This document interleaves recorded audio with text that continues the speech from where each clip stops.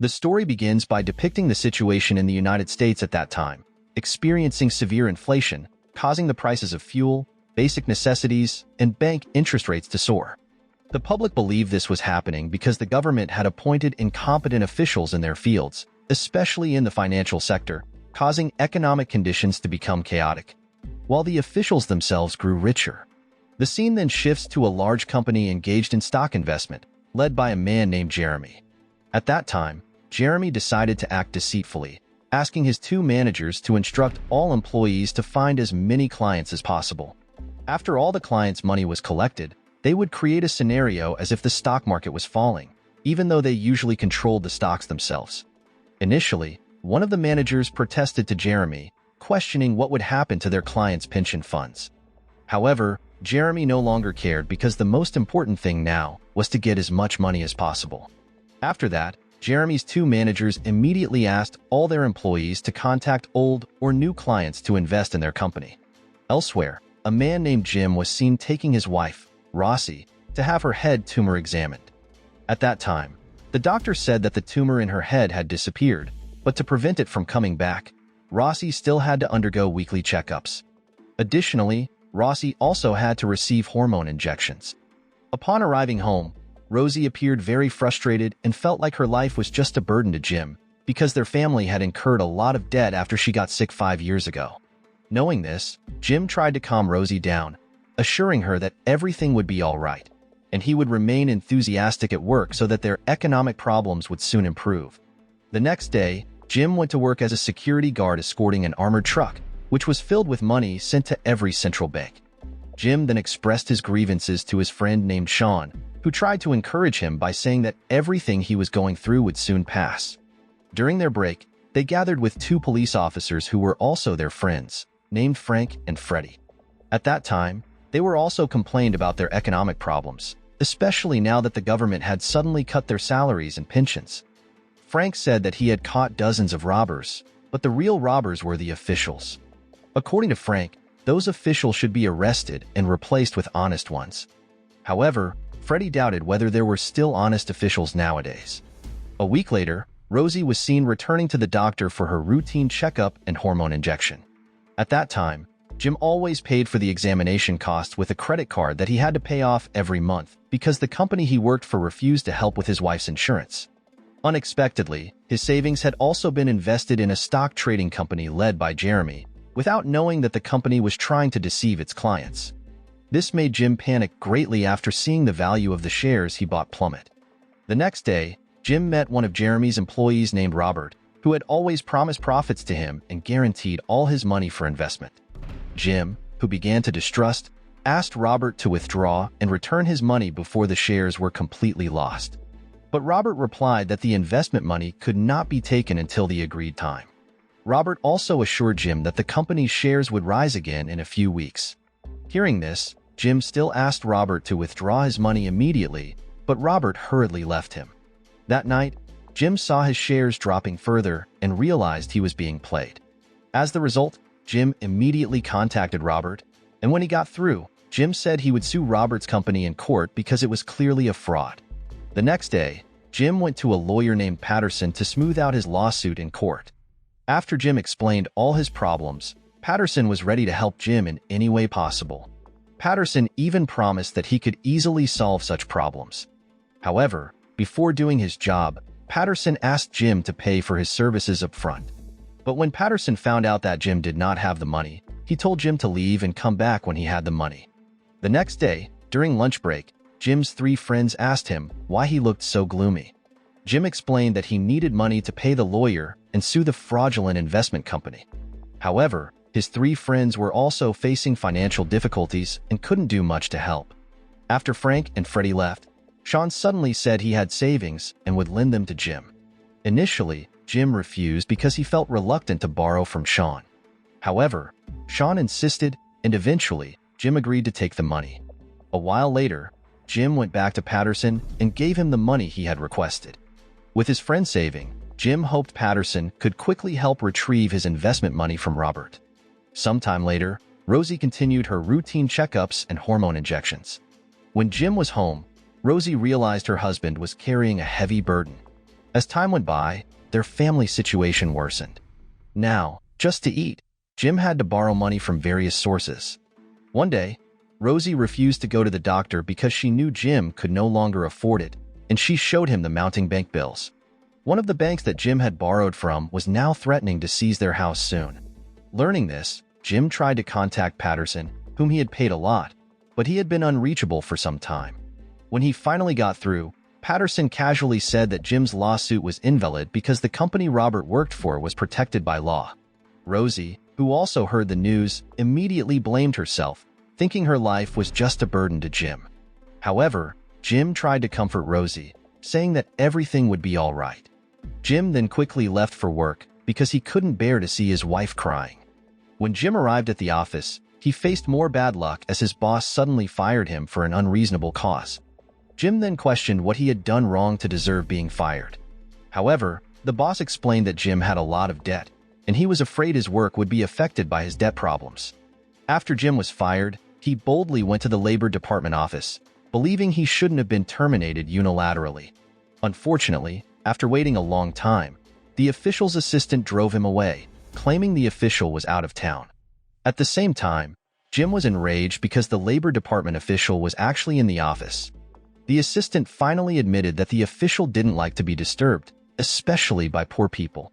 Meanwhile, Rosie, who kept blaming herself, finally resolved to do the unthinkable to lighten Jim's burden. In short, when Jim returned home, he found his wedding ring along with a letter from Rosie. Jim immediately went upstairs to check on Rosie, but he was shocked to find his wife already lifeless. Losing Rosie was the heaviest blow for Jim.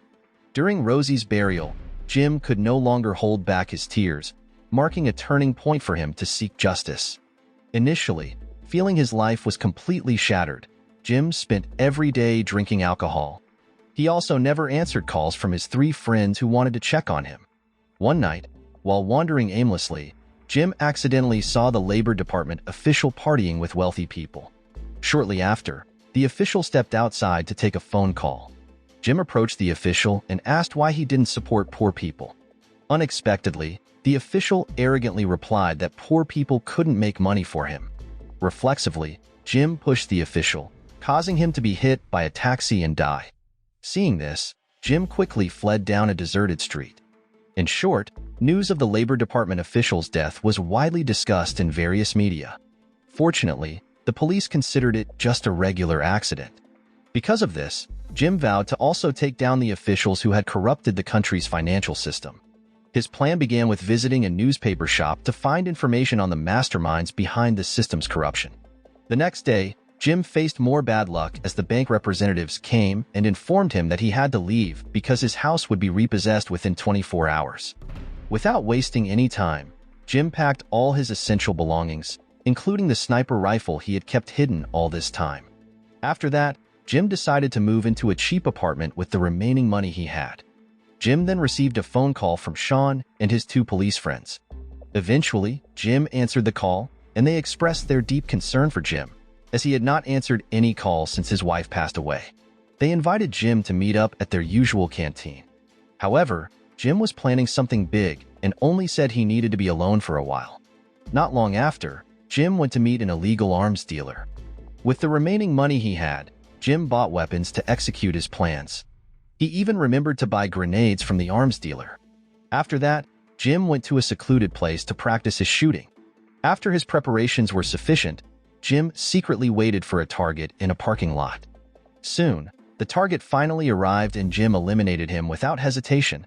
The man turned out to be the vice president of a very famous stock company.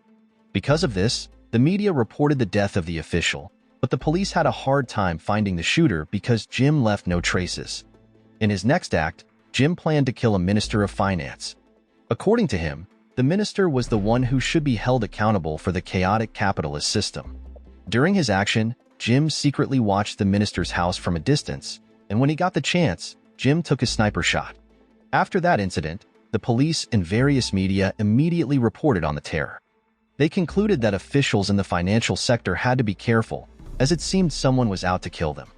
That night, Jim acted again, this time eliminating an official who oversaw all the central banks in the United States. Additionally, Jim knew this person often made policies that caused suffering for the people. 2 days later, Jeremy, the head of the fraudulent investment company, felt panicked after hearing numerous reports about the deaths of officials in the financial sector. Jeremy, fearing he might be next, immediately asked his staff to hire a tough bodyguard to protect him. At the same time, Jim finally agreed to meet his 3 friends at their usual canteen. The jokes from his friends even made Jim smile for the first time. They also discussed the current terror targeting financial sector officials. Hearing this, Jim then admitted that he was the one who had killed them and even planned to kill the officials from the fraudulent investment company that had deceived him. Because of this, his 3 friends laughed, thinking Jim's words were just a joke. The next day, Jim disguised himself as a janitor at Jeremy's investment company. Jim did this to understand the layout of the building. Every day, Jim went there until he fully understood all the rooms in Jeremy's office. One day, while walking outside, Jim accidentally encountered Robert, the man who had previously deceived him. Shamelessly, Robert offered Jim another investment opportunity, even handing him a new business card. That night, Jim contacted Robert, pretending he wanted to reinvest his money, claiming he had just won the lottery. Hearing this, Robert immediately asked Jim to meet him at the office the next day and reminded Jim to bring his money.